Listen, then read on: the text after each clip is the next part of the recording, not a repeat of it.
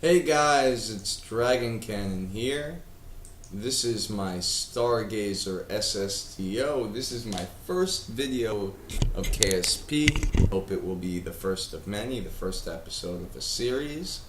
I tried this earlier at a higher resolution and I lagged to high heavens, so this is my second take. But nonetheless, this is the first flight in a new saved game that I am setting up specifically for this series, and I wanted to show this off.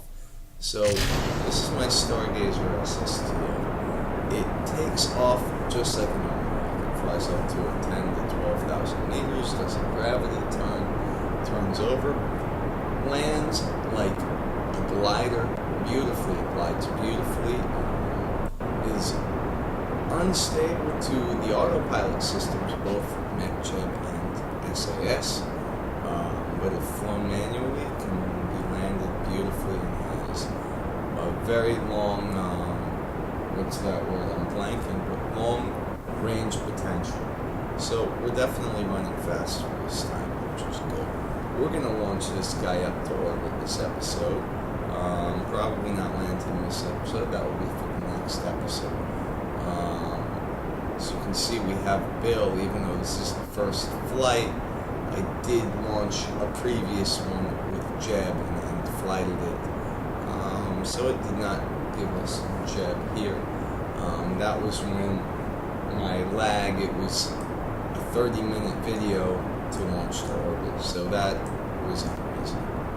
And as we launch, this is based on the VentureStar. The X-33 was a smaller version of the production, but the VentureStar would have been the final version, which would have been commercially operated, but used mostly by NASA to launch to low Earth orbit. It's somewhat similar to this. You should look it up. I will provide a link in the description. It was powered by aerospikes. They were actually developed specifically for this hole missing the gravity turn. So let's go ahead and do that, and then I will continue my story. So this is also powered by aerospikes. I have 7 of them. I can't remember exactly what the configuration was going to be. But as you can see, it's what's called a lifting body design, which is basically the whole body and the fuel tanks and everything. And I also forgot to do my gears, so we will do that now. But nonetheless, are basically wing. And by having that configuration, what you do is basically have a big wing once the fuel tanks are empty, so it glides beautifully.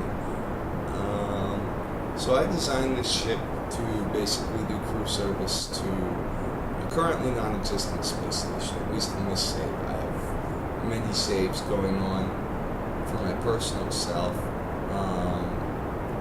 But this save is just for the videos.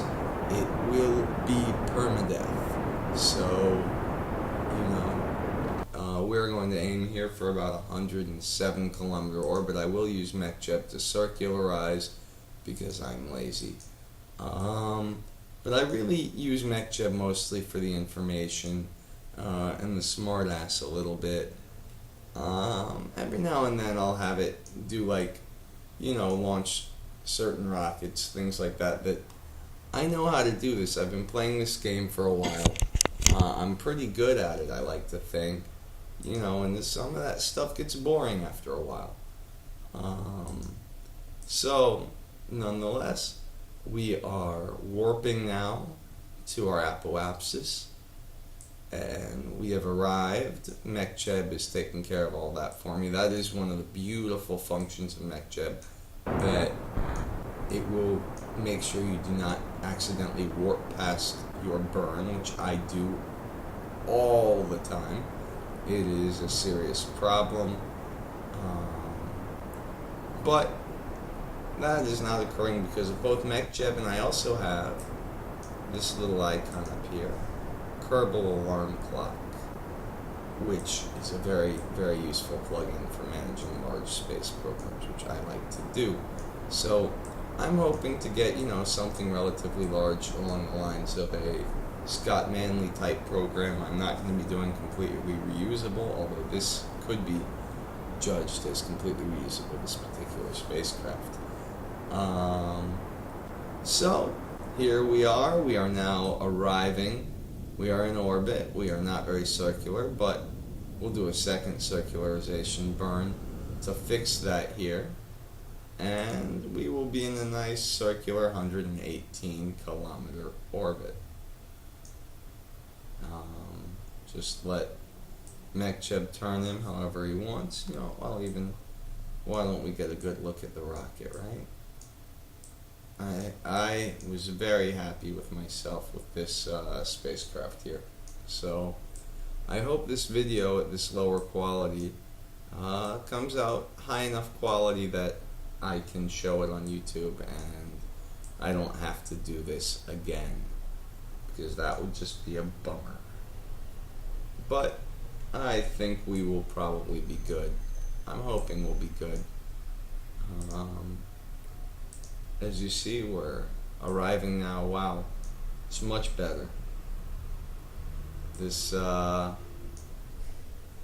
know, I'm using Bandicam and have a 10-minute recording limit, and we got this whole launch and orbit in with just one 10-minute recording session, which is beautiful.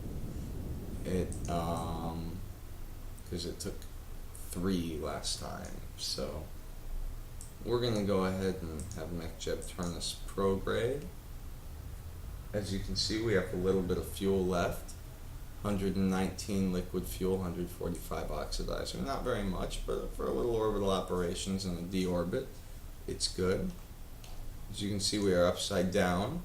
I did that on purpose. This is the space shuttle flies upside down. It used to fly upside down over the Earth. It's not really upside down because you're in space, but this way you can look up through the windows and see the planet. Looks really beautiful. So let's get out of the cockpit for a minute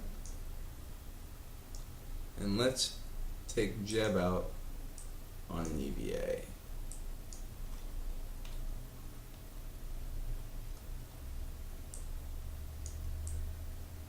Why? Because we can.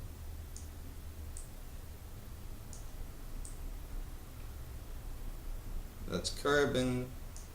Oh, this isn't Jeb, this is Bill or Bob. Whoever it is, you are the first Kerbal to take a spacewalk in this saved game, which, as far as you're concerned, is the universe. You know nothing of other saved games.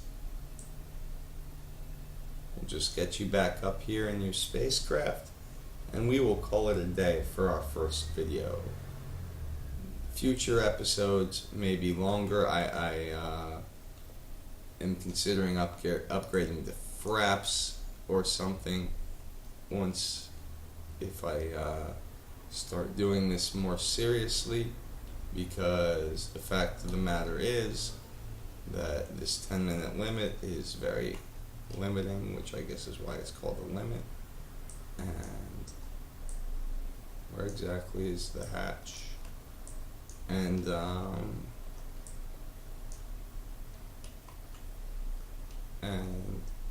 here we go. We're almost there. So, you know, and I would like to be doing interplanetary missions and things like that, and I'd really prefer, if it doesn't lag too much, not to have to post-edit these. I would like to give them to you live as much as possible, or not live, but as it happens. No, come on. F.